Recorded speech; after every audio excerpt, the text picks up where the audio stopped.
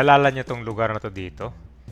Nung nagpagbisita ni Yorme, talaga namang nadismaya siya dahil puno ito ng mga basura. Yung bangketa, maraming nakaharang. Tapos may mga sirang infrastruktura at mga tambak ng basura na nagdudulot ito ng abala sa mga tao na naglalakad dito. Bukod pa rito ay nabanggit din niya yung panganib na dala nitong mga poste. Marami kasing kwan dito, naka-imbak talaga dati. Hindi mo nga akalain na sidewalk pala to, daanan ng mga tao. So agad namang inaksyon ni Yorme kasi priority niya talaga yung kaligtasan ng mga malilenyo.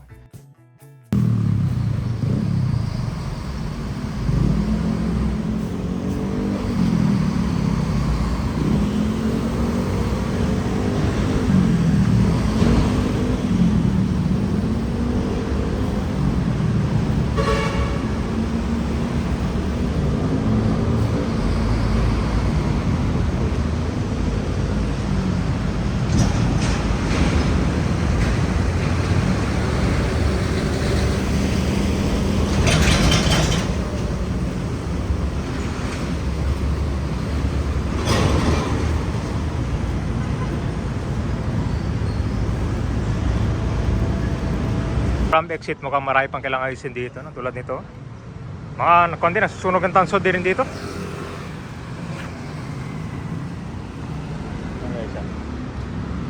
Ito yung napuntahan ni Yorme, yung bagong pailaw dyan. Alam nyo guys, kung magipagtulungan talaga yung barangay, tapos sa City Hall of Manila, maganda talaga ang resulta.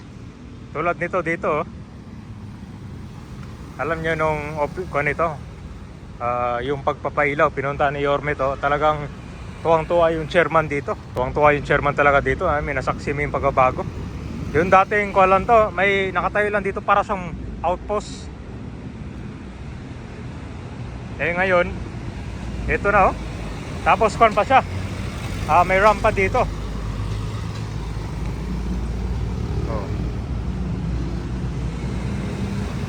So after ko na, mga ilang linggo na yung nakalipas. Tingnan mo naman ngayon, di ba? Malinis pa rin. Meron kasing CCTV dito, tsaka may ilaw para hindi tirahin to ng mga tolongges. Wala, di ba? Wala mga sulat, oh. Importante din dito yung CCTV para bawat area ay sakop. Huli ka talaga kahit saan ka pupunta. Ganitong sidewalk ang kailangan natin. Tsaka maliit lang yung toskas ng kon dito, Manila, kasi ito sinapit na lang dito sa pader ng konti. May establishment yan eh. Ilagyan na lang siya ng pailaw.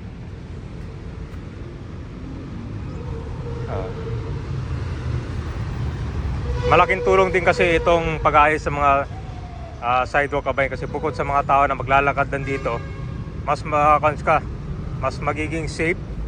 Tsaka magandang tignan. Kasi naman maglalakad ka, puro basura na nakikita mo.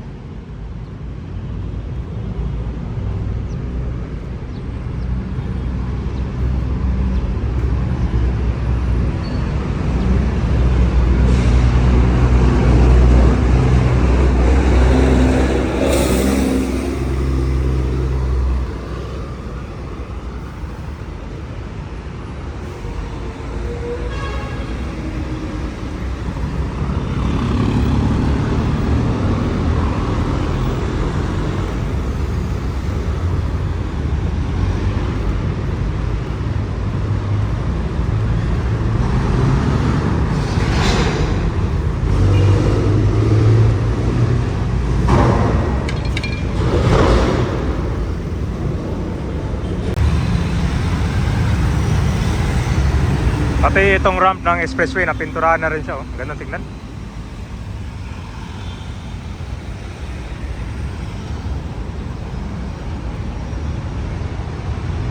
Yaw, diba?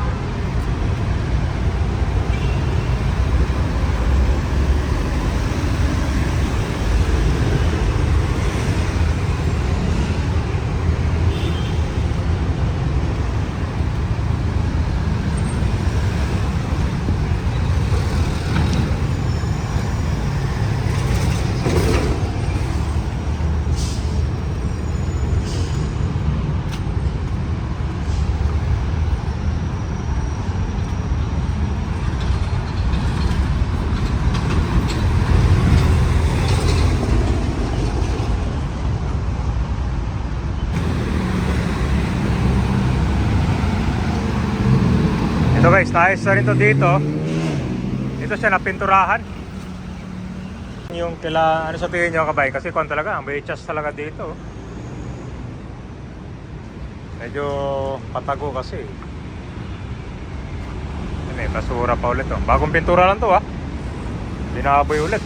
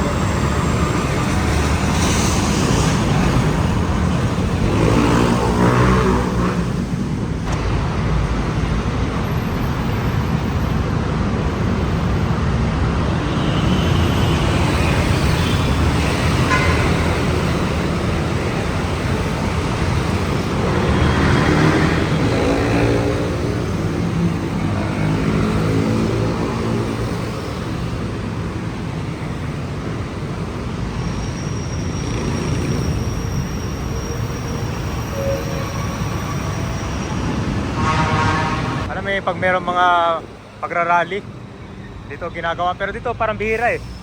Alis kumpara madumalapit sa Bonifacio Shrine.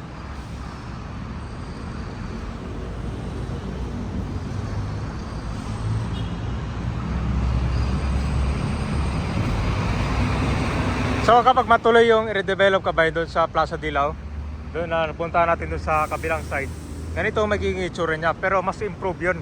Merong playground, may mga bench, mas maraming mga puno, kumbaga open sa lahat eh, di ba? Eh tinan mo yung itsura doon, di ba? Parang kuwan lang, tambakan ng basura.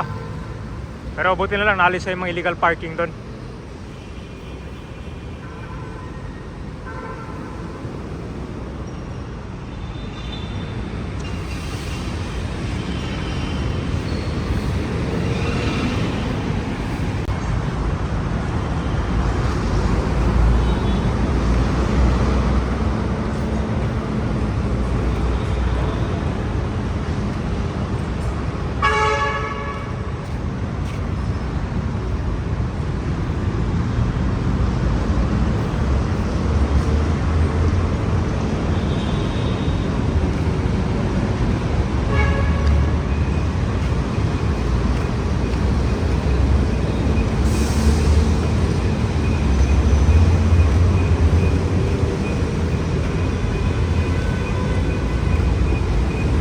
Island dito, ang linis ang tignan, no?